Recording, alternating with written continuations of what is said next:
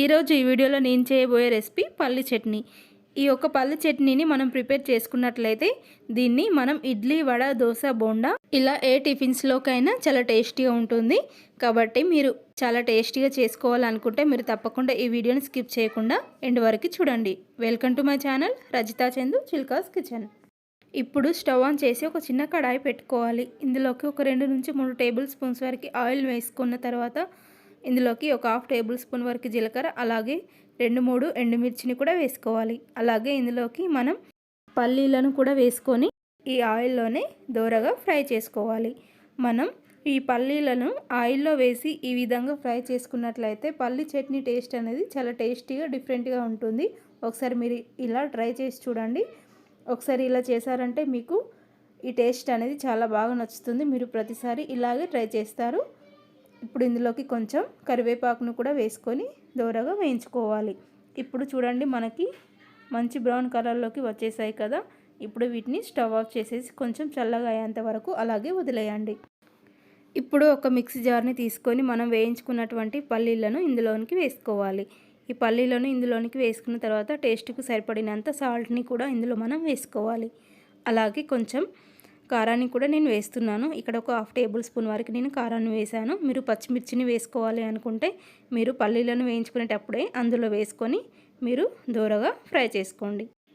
ఇప్పుడు ఇందులోకి పొట్టు తీసుకొని పెట్టుకున్నటువంటి వెల్లుల్లి రెబ్బల్ని కూడా వేసుకొని ఇప్పుడు మూత పెట్టేసి ఒకసారి మిక్సీ పట్టుకోండి. చూడండి ఇప్పుడు మనకు పౌడర్ లాగా వచ్చింది కదా. మనం ఇప్పుడు ఇందులోకి కొన్ని నీళ్ళను కూడా వేసుకుందాం. ఈ విధంగా నీళ్లు వేసుకున్న తర్వాత ఒకసారి ఈ మొత్తం మిశ్రమాన్ని బాగా కలుపుకోవాలి.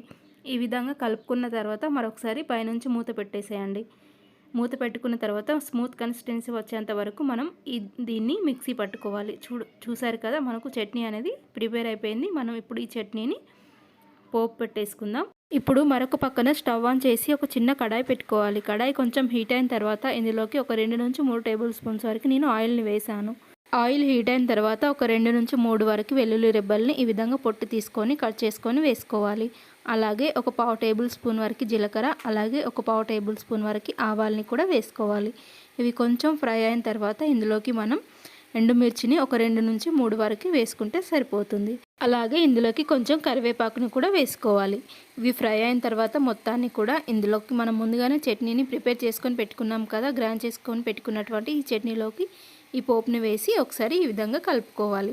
చాలా టేస్టీగా ఉండేటటువంటి ఈ చట్నీని మనం ఇడ్లీ, వడ, దోశ, బోండా ఇలా ఏ టిఫిన్స్లోకైనా చాలా టేస్టీగా ఉండే విధంగా ఈ ఒక్క చట్నీని ప్రిపేర్ చేసుకుంటే అన్ని టిఫిన్స్లోకి ఈ చట్నీ చాలా యూజ్ అవుతుంది.